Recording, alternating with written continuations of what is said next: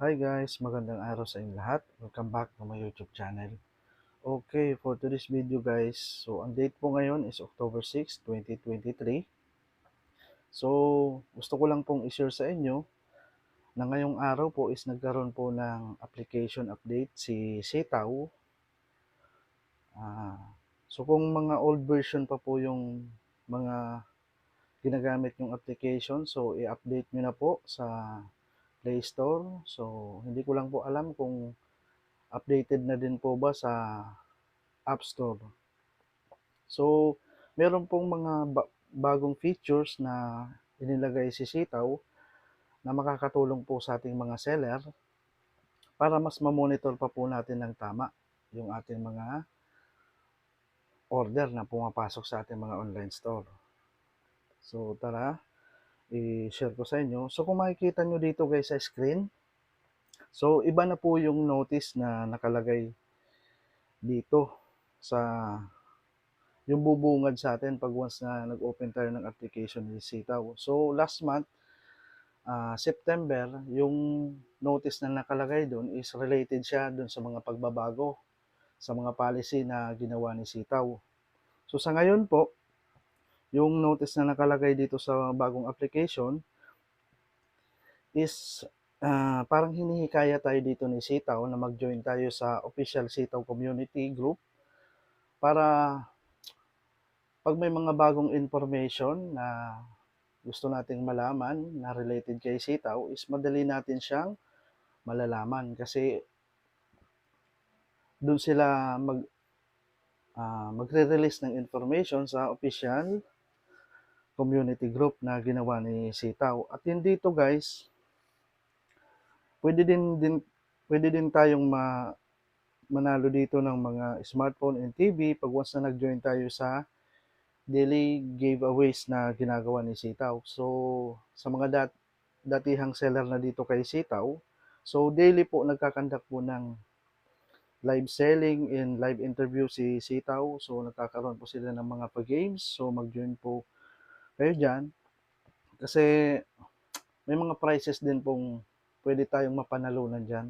So, para makapag-join tayo dun sa Sitaw group, so click lang natin yan, get more detail. And then, click lang natin to guys. Ito. Yan. Ayan, click to join now.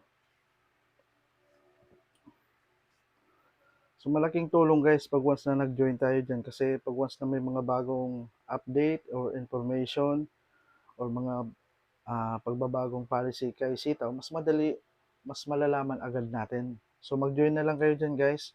So I highly recommend na mag-join kayo dyan kasi pag once na may mga tanong kayo na related kay Sitaw, pwede kayong mag-message dyan at may mga sasagot naman sa inyong mga katanungan dyan. So back na tayo dun sa application ni Sitaw. So ayun, so cancel na natin siya. Yung sinasabi kong bagong features niya idinagdag dito kay Sitaw, so punta lang kayo dito guys sa account. Then dito sa inyong dashboard. So ayun. Kung makikita nyo dito sa baba guys, sa previous application guys na ginagamit natin, so ito lang yung nakalagay doon guys. So bali ito lang, dito lang. So basically, yung total order data, so yan po yung overall order na pumapasok and lumalabas sa ating mga online store. So ibig sabihin yan, nakapokus siya so sa mga order na simula nung nag-join tayo dito kay Sitaw at yun sa hanggang po sa kasalukuyan na active seller tayo kay Sitaw. At din dito sa baba, kung makikita nyo, meron na din ditong ito guys. Ito. Order processing rate last month. So, ang kahalagahan lang naman yan is parang maiko-compare natin yung processing rate natin last month and then sa current month kung para makita natin kung nag improve ba yung performance natin dito kay Sitaw. Yung performance ng ating online store. Kung gaano ba tayo kasipag mag-process ng mga order na pumapasok sa atin. So dito naman sa baba, so kung makikita nyo, order data for the month. So ibig sabihin yan guys, current month po yung tinutukoy niyan. So sa ngayon po, ang buwan po ngayon is October. So nakapokus po siya. Yung mga order na naandito sa box na yan, nakapokus siya sa order na pumasok sa ating ng month ng October. So kung makikita nyo ito, order of the month, so ibig sabihin yan ito.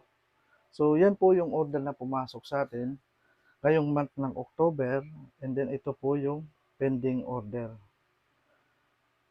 Currently na pending order natin sa month na October, and then ito po yung in transit din sa madaling sabi, yung mga order na naandyan guys sa box na yan, dated siya sa month na October. Pero itong mga nasa box na yan guys, kasama pa din siya dito sa total order dito. Kasi overall nga yung tinutukoy niyan, overall order na naandyan. So kung mapapansin nyo naman, yung order of the month natin is 108. And then makikita natin sa dito sa total order 2,774, kasama siya dyan kasi hanggang sa kasalukuyan yan na nag-online naging seller tayo dito kay Sitaw, kasama siya dyan. And then sa pending order naman, kung makikita nyo, yung sa overall merong 44, merong 30 sa current month. So ibig sabihin lang yan guys, yung pending orders na 30, yung dated siya ng October. And then yung 44, overall na siya. Kasama na siya dyan yung pending natin ng last September. So, ayun po. And then sa in-transit, ganun din. Yung in-transit na na-process natin ng month of October is 78. Makikita nyo sa total order, yung order in transit is 183. So, ilas nyo na lang po yung 78. Yung matitira dyan sa pag minus nyo dyan sa 183, yung order in transit nyan, so possible nyan is last month pa, nung September pa, natin siya na-process. So, and then naman dito sa baba, kung makikita nyo, dito successful order. So, sa ngayon, nakakapasok pa lang ng October. So, wala pa tayong na i-deliver sa customer. So, currently, nasa in transit pa lahat ng mga order na napaprocess natin. And then dito naman guys sa overdue, ito yung magandang nai-add dito sa application ni Sitaw, overdue orders. So, ibig sabihin lamang yan guys, di ba pag may pumasok sa atin mga order, pag once na hindi natin siya na-process, so inabot na siya ng 10 days, so automatic na guys na sisitaw na po yung magpa-process niyan. So, ibig sabihin yan, pag once na sisitaw yung nag-process, mababawasan yung mga pending natin sa current month. O, dito na siya papasok sa overdue orders. Para mas malaman din natin kung ilan na ba yung mga order na ipina-process ni Sitaw. So, hanggat maaari guys, kung kaya nyong i-pick up yung mga, kahit yung mga last month na mga pending order, kung kaya pa ng budget, i-pick up natin yon para ma-avoid din natin na palaging sisitaw yung magpa-process ng mga order. So, yan yung kagandahan na i-add dito sa bagong features kay Sitaw. So, ayun lamang po yung bagong update dito sa Sitaw application. So, I hope na naintindihan nyo po yung ibinahagi ko sa araw na ito. So kung ikaw ay gusto mong mag-join dito kay Sitaw, napag-isipan mo na lang mabuti kung paano nag-work si Sitaw. i-message mo ako and then mag-register ka na lang sa referral link ko. Nasa description and comment section yung referral link ko. I-message mo ako para ma-guide kita ng tama at para ma-share ko din sa inyo yung mga tricks na ginawa ko para maging kumita din kayo dito kay Sitaw. So, ayun lamang po yung gusto kong i-share sa ngayon. So, kung bago ka pa lang dito sa channel ko, please like, subscribe, and hit the notification bell para updated ka sa mga bagong videos kong i-upload. Maraming salamat. God bless.